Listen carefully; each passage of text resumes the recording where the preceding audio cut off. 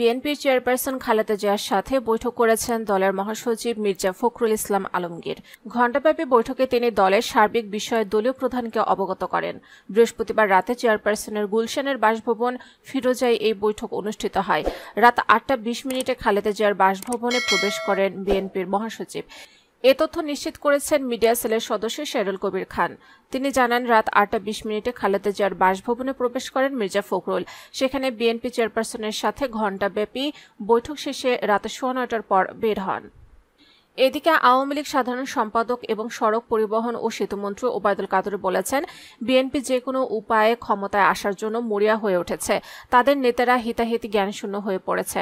আওয়ামী লীগের সাধারণ সম্পাদক বলেন, বিএনপি নেতাদের বোধগম্য হয় না যে আওয়ামী লীগ জনগণের কাতারে দাঁড়িয়ে রাজনীতি করে, জনকল্যাণে পরিকল্পনা গ্রহণ ও কর্মসূচি নির্ধারণ করে। আমরা সর্বদা জনগণের কাছে দায়বদ্ধ।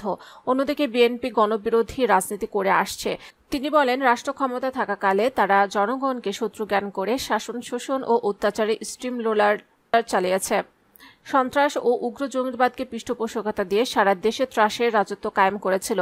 আর এখন সাংবিধানিকভাবে বৈধ ও গণতান্ত্রিকভাবে নির্বাচিত সরকারের বিরুদ্ধে বিষাদাগারের মাধ্যমে বিভ্রান্তি ও নৈরাজ্য সৃষ্টির পায়তারা করে জনগণকে হাতিয়ার হিসেবে ব্যবহার করে ক্ষমতায় যাওয়ার অপচেষ্টা চালাচ্ছে। তিনি আরও বলেন, বিএনপি গণতান্ত্রিক আন্দোলনে ব্যর্থ হয়ে সরকার বিরোধী তথাকথিত আন্দোলনের নামে সন্ত্রাস সহিংসতার পথ বেছে নেয়। বিএনপি ও তার দোসরদের সন্ত্রাসী ও ক্যাডার বাহিনী সরকারের সুসংমিশ্রণ পথ চলা এবং দেশের উন্নয়ন অগ্রগতি বাধাগ্রস্ত করার লক্ষ্যে অগ্নিসংযোগ ও ভাঙচুরের মাধ্যমে সন্ত্রাসী কর্মকাণ্ড পরিচালনা করে। তাদের প্রধান লক্ষ্যবস্তু দেশের জনগণ ও রাষ্ট্রীয় সম্পদ। তিনি বলেন, আমরা প্রত্যক্ষ করেছি, পূর্বে ধারাবাহিকতায় দ্বাদশ জাতীয় সংসদ নির্বাচন বানচালের নামেও তারা অগ্নি সন্ত্রাসের মাধ্যমে নিরীহ মানুষকে পুড়িয়ে মেরেছে এবং রাষ্ট্রীয় সম্পদ ধ্বংস করেছে। আর দেশের আইন শৃঙ্খলা বাহিনী ও মহামান্য আদালত জনগণের নিরাপত্তা ও শান্তি শৃঙ্খলা রক্ষার পদক্ষেপ গ্রহণ করলে বিএনপি নেতৃবৃন্দ সেটাকে প্রশ্নবিদ্ধ করার অপচেষ্টা চালায়।